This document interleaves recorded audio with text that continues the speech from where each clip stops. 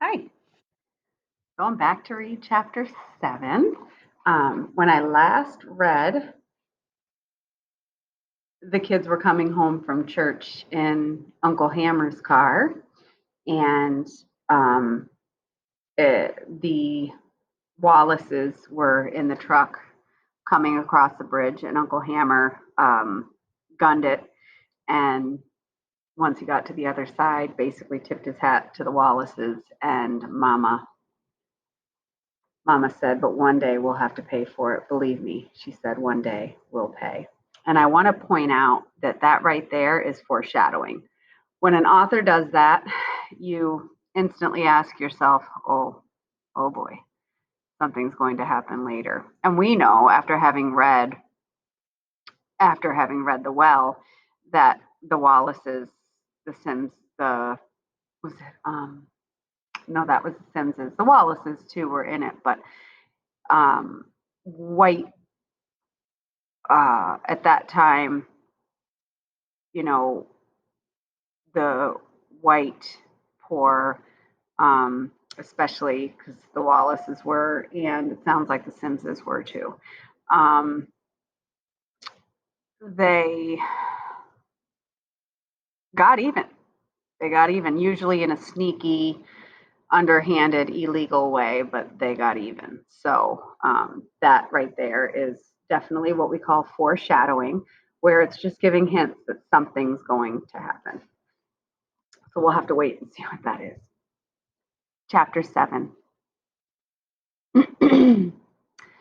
Stacy, go bring me your coat, Mama said a few days later as we gathered around the fire after supper. I've got some time to take the sleeves up now. Uh-oh, exclaimed Christopher John, then immediately opened his reader as Mama looked down at him. Little man cupped his hand and whispered to me, boy, now he gone get it. That's all right, Mama, stuttered Stacy. The coat's all right, just like it is. Mama opened her sewing box. It's not all right. Now go get it for me. Stacy stood up and started slowly toward his room. Little man Christopher John and I watched him closely, wondering what he was going to do. He actually went into the room, but was gone only a moment before he reappeared and nervously clutched the back of his chair. I ain't got the coat, Mama, he said. Not got the coat? Cried Big Ma. Uncle Hammer looked up sharply from his paper but remained silent. Stacy, Mama said irritably, bring me that coat, boy. But Mama, I really ain't got it. I gave it to TJ. TJ? Mama exclaimed. Yes, ma'am, Mama, Stacy answered, then went on hurriedly as Mama's eyes glittered with rising anger. The coat was too big for me, and TJ said it made me look like a preacher. And he said since it fit him just right, he'd take it off my hands till I grow into it. Then that way all the guys would stop laughing at me and calling me preacher. He paused, waiting for someone to speak, but the only sound was a heavy breathing and the crackle of burning hickory. Then, seeming more afraid of the silence and putting his neck further into the noose, he added, but I didn't give it to him for good, Mama. I just lent it to him till I get big enough for it, and then Stacy's voice faded into an inaudible whisper as Mama slowly put the sewing box on the table behind her.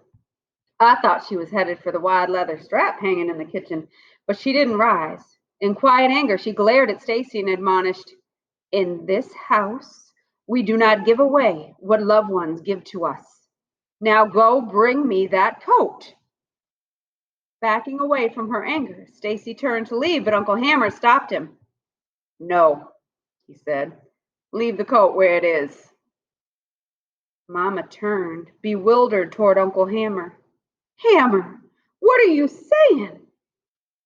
That's the best coat Stacy's ever had and probably what will ever have as long as he lives in this house. David and I can't afford a coat like that.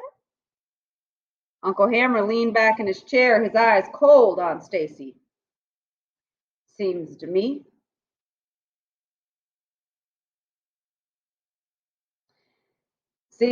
if Stacy's not smart enough to hold on to a good coat, he don't deserve it. Far as I'm concerned, TJ can keep the coat permanently. At least he knows a good thing when he sees it. Hammer, said Big Mom. Let the boy go get the coat. That TJ done probably told him all sorts. Well, ain't Stacy got a brain? What the devil should he care what TJ thinks or TJ says? Who is this TJ anyway? Does he put clothes on Stacy's back or food in front of him? I suppose if TJ told you it was summertime out there and you should run buck naked down the road because everybody else was doing it, you'd do that too, huh? No, sir, Stacy replied, looking at the floor. Now you hear me good on this. Look at me when I talk to you, boy. Immediately, Stacy raised his head and looked at Uncle Hammer. If you ain't got the brains of a flea to see that this TJ fella made a fool of you, then you'll never get anywhere in this world. It's tough out there, boy. And as long as there are people, there's going to be somebody trying to take what you got and trying to drag you down. It's up to you whether you let them or not. Now, it seems to me you wanted that coat when I gave it to you. Ain't that right? Stacy managed a shaky, yes, sir. And anybody with any sense would know it's a good thing. Ain't that right? This time, Stacy could only nod. And if you want something and it's a good thing and you got it in the right way, you better hang on to it and don't let anybody talk you out of it. You care what a lot of useless people say about you, you'll never get anywhere because there's a lot of folks don't want you to make it. You understand what I'm telling you? Yes, sir, Uncle Hammer, Stacy stammered. Uncle Hammer turned then and went back to his paper without having laid a hand on Stacy, but Stacy shook visibly from the encounter. Christopher John, Little Man, and I exchanged apprehensive glances. I don't know what they were thinking, but I, for one, was deciding right then and there not to do anything to rub Uncle Hammer the wrong way. I had no intention of ever facing a tongue lashing like that. Papa's bottom warming whippings were quite enough for me. Thank you. Ooh. The last days of school before Christmas seemed interminable. Each night I fell asleep with the hope that morning would bring Papa. And each morning when he wasn't there, I trudged to school, consoling myself that he'd be home when I returned. But the days passed, prickly, cold, and windy, and he didn't come. Added to the misery of the waiting and the cold was Lillian Jean, who managed to flounce past me with a superior smirk twice that week. I had already decided that she had had 2 flounces too many, but since I hadn't yet decided how to handle the matter, I postponed doing anything until after I had had a chance to talk with Papa about the whole strawberry business. I knew perfectly well he wouldn't tear out of the house after Mr. Sims like Uncle Hammer had done, for he always took time to think through any move he made, but he'd certainly advise me on how to handle Lillian Jean. Then, too, there was TJ, who, although not really my problem, was so obnoxiously flaunting Stacy's wool coat during these cold days that I had just about decided to deflate him at the same time I took care of Lillian Jean. Ever since the night Mr. Avery had brought him to the house to return the coat, and he'd been told by Uncle Hammer and a faltering Stacy that the coat was now his, TJ had been more unbearable than usual. He now praised the coat, from the wide tips of its lapels to the very edges of its deep hem. No one had ever had a finer coat. No one had ever looked better in such a coat. No one could ever hope to have a coat like that again.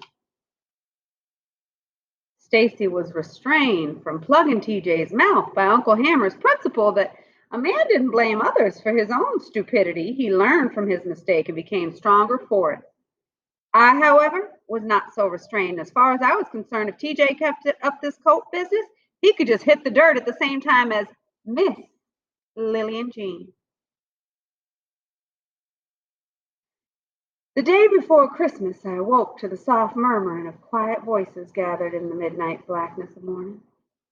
Big Ma wasn't beside me, and without a moment's doubt, I knew why she'd gone. Jumping from the bed, my feet barely hitting the deerskin rug, I rushed into Mama's room. "Oh, Papa!" I cried. "I knew it was you." "Ah, there's my Cassie girl," Papa laughed, standing to catch me as I leapt into his arms. By the dawn, the house smelled of Sunday, chicken frying, bacon sizzling, and smoked sausages baking. By evening, it reeked of Christmas. In the kitchen, sweet potato pies, egg custard pies, and rich butter pound cakes cooled. A gigantic coon, which Mr. Morrison, Uncle Hammer, and Stacy had secured in a night's hunt, baked in a sea of onions, garlic, and fat orange yams, and a choice sugar-cured ham brought from the smokehouse awaited its turn in the oven. In the heart of the house, where we had gathered after supper, freshly cut branches of long needle pines lay over the fireplace mantel, adorned by winding vines of winter holly and bright red Christmas berries. And in the fireplace itself, in a black pan set on a high wire rack, peanuts roasted over a hickory fire, as the waning light of day swiftly deepened into a fine velvet night speckled with white forerunners of a coming snow. And the warm sounds of husky voices and rising laughter mingled in tales of sorrow and happiness of days past but not forgotten. I love the imagery that Mildred D. Taylor uses there to just create that atmosphere of warmth and Christmas, and the words that she uses, it really just feels like you're there, and it certainly makes you hungry. Them watermelons of old man Ellis's seem like they just naturally tasted better than anybody else's, said Papa. Old Hammer and me, we used to sneak up there whenever it gets so hot you couldn't hardly move and take a couple of them melons on down to the pond and let them get real chilled. Then talk about eating. We did some good eating. Papa, you was stealing? Asked an astonished little man, although he usually strongly disapproved of being held. He was now reclining comfortably in Papa's lap. Well, Papa said, not exactly. We'd exchanged their lemons with ours. Of course, it was still wrong to do it, but at the time it seemed all right. Problem was, though, laughed Uncle Hammer, old man Ellis grew them old fat, green, round watermelons, and ours was long and striped. And Mr. Ellis was always right particular about his melons, interjected Papa. He took the longest time to figure out what we was up to, but Lord, when he did, you should have seen us run, Uncle Hammer said. Woo-wee, that old man could run, cried Papa. So just showing how they would sit around and tell stories. It's much different, I think, than times now. People get so lost, I feel, in their phones and looking at social media and just staring at screens, that the stories aren't told as much. There's not enough sitting around, and it's kind of sad. Big Ma chuckled. As I recall, your papa about wore you out when Mr. Ellis told him what y'all was up to. Of course, all them Ellises was natural born runners. Y'all remember Mr. Ellis's brother, Tom Lee? Well, one time through the evening, Papa and Uncle Hammer and Big Mom, Mr. Morrison and Mama lent us memories, acting out their tales with stage-worthy skills, imitating the characters in voice, manner, and action so well that the listeners held their sides with laughter. It was a good, warm time. But as the night deepened and the peanuts in the pan grew shallow, the voices grew hushed, and Mr. Morrison said, they come down like ghosts that Christmas of '76. Them was hard times like now, and my family was living in a shanty town right outside of Shreveport. Reconstruction was just about over there then, and them northern soldiers were tired of being in the South, and they didn't hardly care about no black folks in Shantytown. And them southern whites, they was tired of the northern soldiers and free Negroes, and they was trying to turn things back around to how they used to be. And the colored folks, we was just tired. Weren't hardly no work, and during them years, I suppose it was just about as hard being free as it was being a slave. That night they come, I can remember just as good. It was cold, so cold. We had to huddle against each other, just trying to keep warm. And two boys, about 18 and 19, I reckon, come knocking on my daddy's door. They were scared clean out of their heads with fright. They'd just come back from Shreveport. Some white woman done accused them of molesting her, and they didn't have nowhere else to go, so they came to my daddy's because He had a good head and he was big, bigger than me. He was strong, too, so strong he could break a man's leg easy as if he was snapping a twig. I seen him do it that night. And the white folks was scared of him. But my daddy didn't hardly have time to finish hearing them boys' story when the devilish night men swept down. Night men, I echoed in a shrill, dry whisper. Stacy, sitting beside me on the floor, stiffened. Christopher John nudged me knowingly. Little man leaned forward on Papa's lap. David, Mama started, but Papa enfolded her slender hand in his and said quietly, these are things they need to hear, baby. It's their history. Mama sat back, her hand still in Papa's, her eyes wary. But Mr. Morrison seemed not to notice.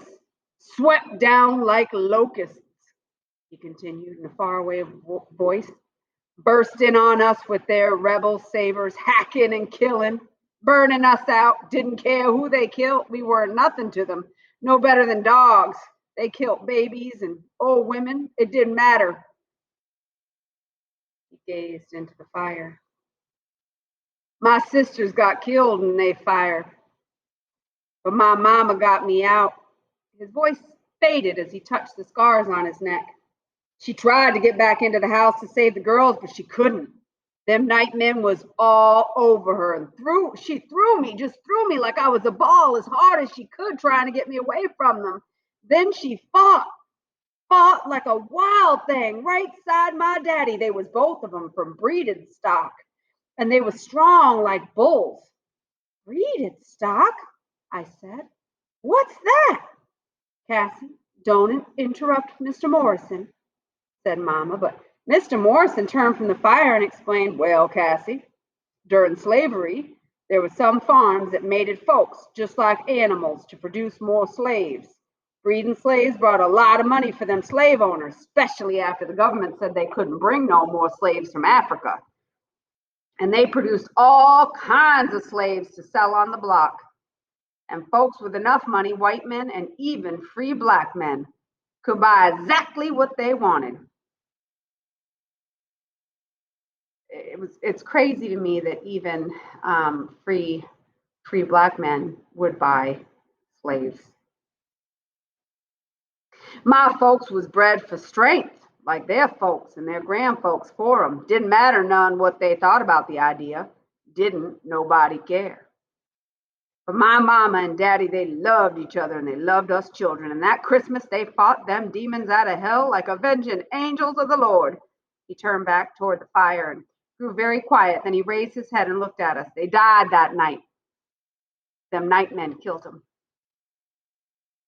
Some folks tell me I can't remember what happened that Christmas. I weren't hardly 6 years old, but I remembers all right. I makes myself remember.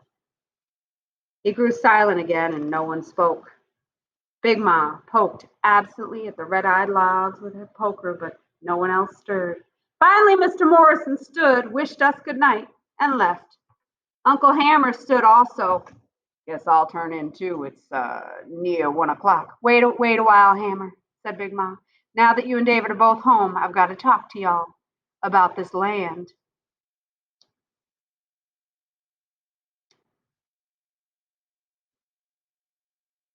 Visions of nightmen and fire mixed in a cauldron of fear awakened me long before dawn. Automatically, I rolled toward the comfort and presence of Big Ma, but she wasn't beside me.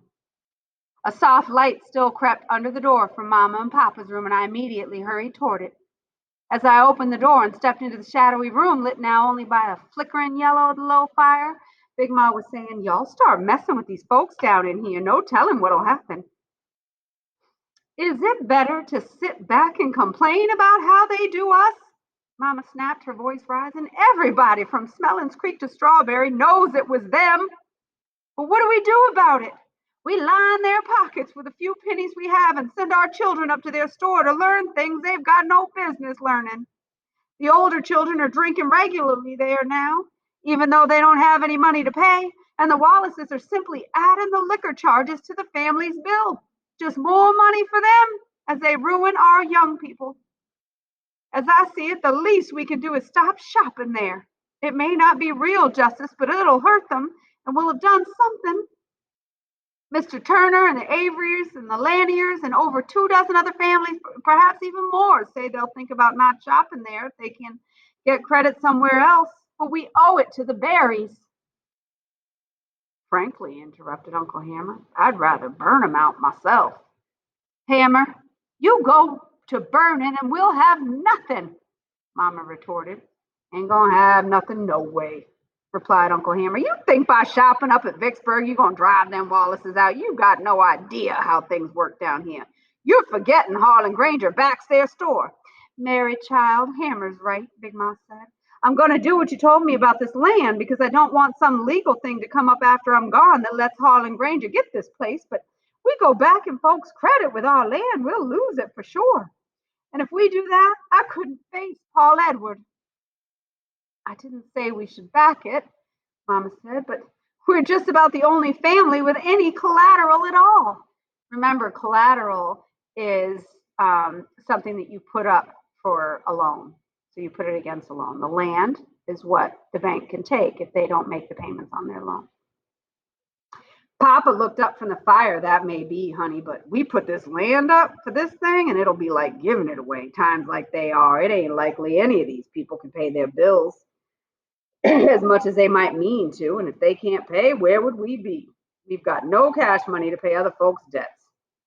He shook his head. Now, we'll have to find another way. Go to Vicksburg, maybe, and see what we can arrange. His eyes fell upon me in the shadows and he leaned forward. Cassie, what is it, sugar? Nothing, Papa, I mumbled. I just woke up, that's all. Of course, we know as a narrator, she has to be there in order for us to hear all of this stuff. So that's why she's always eavesdropping, and it becomes a personality trait because being the narrator, we have to hear what she hears. Mom started to rise, but Papa motioned her down and got up himself. Escort me back to bed, he said gently. Got no cause for bad dreams, Cassie girl, not tonight anyway. Papa, I said, snuggling under the warm quilts as he tucked them around me, we gonna lose our land. Papa reached out and softly touched my face in the darkness. If you remember nothing else in your whole life, Cassie girl, remember this. He ain't ever gonna lose this land. You believe that? Yes, sir, Papa. Then go to sleep. Christmas is coming.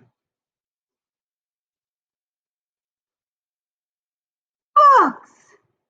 Cried little man on Christmas morning. For Stacy, there was a Count of Monte Cristo. For me, the Three Musketeers. And for Christopher John and little man, 2 different volumes of Aesop's Fables. On the inside cover of each book in Mama's fine hand was written the name of the owner. Mine read, "This book is the property of Miss Cassie Deborah Logan. Christmas 1933."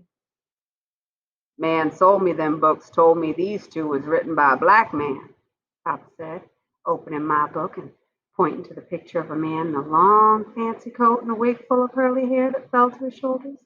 Name of Alexander Dumas, a French fella. His daddy was a mulatto and his grandmama was a slave down on one of them islands, Martinique, it says here.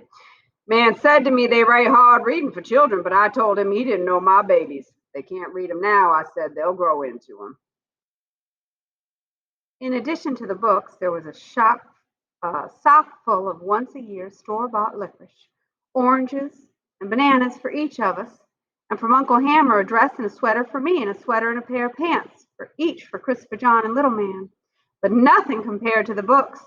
Little Man, who treasured clothes above all else, carefully laid his new pants and sweater aside and dashed for a clean sheet of brown paper to make a cover for his book. And throughout the day, as he lay upon the deerskin rug, looking at the bright, shiny pictures from faraway places, turning each page as if it were gold, he would suddenly squint down at his hands, glance at the page he had just turned, and then dash to the kitchen to wash them again, just to make sure. Boy, there's a mighty difference between their Christmas and Christmases these days, wouldn't you say? I'm going to stop there and and just say that life was so much harder, yet so much simpler in those days. Um, so much harder and so much simpler, and in some ways, so much better and so much worse. I'm not talking about, the civil rights, the fact that that segregation existed. I'm just talking about life in general. Not having a TV, not having a car. All right. Next time I'll finish up.